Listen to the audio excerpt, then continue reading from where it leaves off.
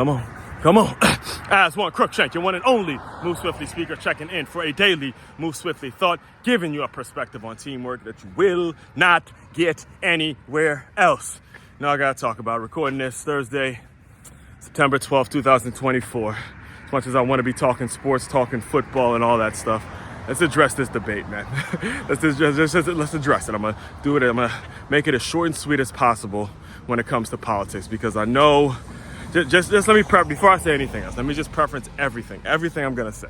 For all you identity politics folks out there, for all you quote unquote leftists or Swifties, or now I think it was Caitlin Clark officially came out and said she's endorsing Kamala Harris. The identity the idolatry for the folks who have gotten so caught up in idolatry and idolizing people and idolizing the look of people, something that you can't even control. And if you actually go back to the debate, when the question about ethnicity was posed, Donald Trump immediately said, it doesn't fucking matter what race she is, okay? So let's just address this now. I am a black man, all right? Former high school football coach. When it comes to the identity of it, I'm actually a little more it would be beneficial for me to see Kamala and Walz in office. However, I'm not thinking about myself. I'm thinking about what's best for the next generation. What policies, what things are going to be in place that's going to be best for the next generation of people, regardless of race, regardless of color, regardless of all the other identity things that people look at and take for face value, the surface level shit that the media likes to pay so much attention to, all right? So before the debate, as a way of prepping for the debate, if you listen to the video I did that Tuesday, my Top 5 Tuesday was titled The Top 5 Reasons Why People Prefer Getting Lied To. And I did that in homage to the debate that was taking place on Tuesday. And as expected, that's exactly what fucking happened on both sides, all right? Two folks out there who are getting a direct question and they're answering around the question and dancing around the question. Now, because that's the reality, you in your own mind have to know what specific things you want to address, what specific policies, what are the specific things in your line of work, in your business, and the things that you love.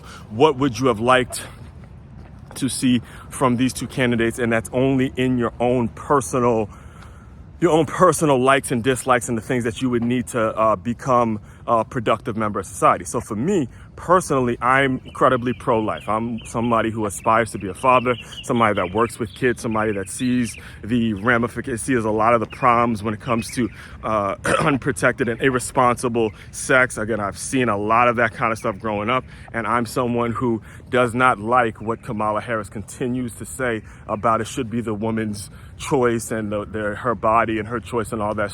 Trust me, I got some situations that'll completely debunk a lot of that rhetoric. Now, I understand maybe what she went through in terms of seeing her friend deal with a rape and all that, like situations like that. I totally understand. Look, it's a really difficult situation, but I don't like how far she is in terms of just deciding it's just going to be a free for all and having fucking abortion clinics, abortion trucks right out of the DNC. All right, right outside of the DNC and stuff like that. So from that standpoint, we just simply have to agree to disagree. But that ain't the point. Like I said, it's not necessarily about me.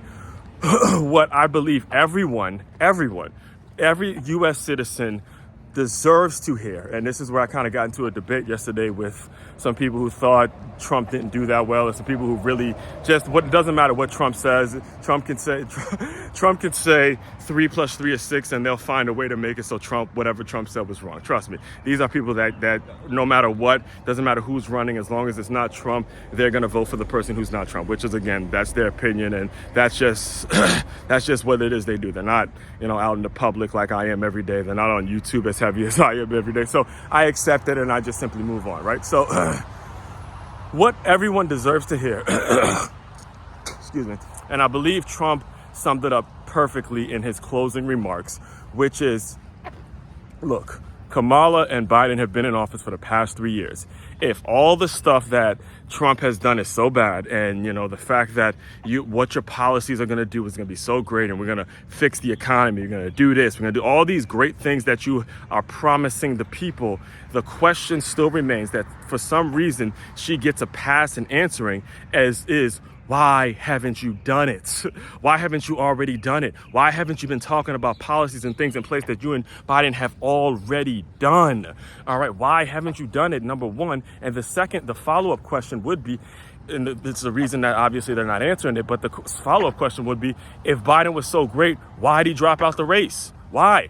If those questions still, it's been months since those questions still have not been answered, aside from the fact that it has come out that one of the moderators at this debate was the sorority sister of Kamala Harris. Did Trump back down and say, okay, I'm not going to do it because the sorority sisters did, even though he would have been well within his rights to do so? No, he still went up there and still was himself. As much of an asshole as he may be, he's been the same asshole for fucking decades now, all right? And at the end of the day, when it comes to leadership, all you need is simply consistency and people that are going to stand on some values, not someone that keeps flip-flopping and isn't answering the basic question that everyone who lives in this fucking country deserves to hear the answer to. Why did he drop out then? If he had another term, if he was ready to be the next president and you endorsed him and you said he was fine and all that, just give us an explanation as to why the motherfucker dropped out, and, you know, we're good. I just feel like that's a question that deserves to be answered, and we should not give her a pass for not answering that question. And again, like I said at the beginning, a black man who was a former high school football coach, when it comes to the identity of it, of course, I would love to see them in office doing the things. It's opening up doors for me. But like I've said, it's not about me. It's not about Aswand. It's about the next generation of people and how we go about holding each other accountable to answer difficult questions and to be honest with people, not just throw someone out there because of the identity of a person. And to be 100%, if you're thinking about it logically, and I'll close you out with this, and this was the thing I actually posed yesterday to these Trump haters, right? These people who really hate Trump. As I expressed to them, I said, look, I just feel like the woman's being set up. I feel like she's being set up by her own damn party, knowing how much the cards are stacked against her to be in office, how just shady it looks to see one day your president all of a sudden just drops out and there's no real explanation. It's a setup to where let's get her in office for the next 4 years, watch her fall miserably on her face, and then they can say, okay, see, we tried, we did it, we gave you the black president that you wanted, and you know, she the first woman and she failed, when we knew from jump that she was already playing, she was already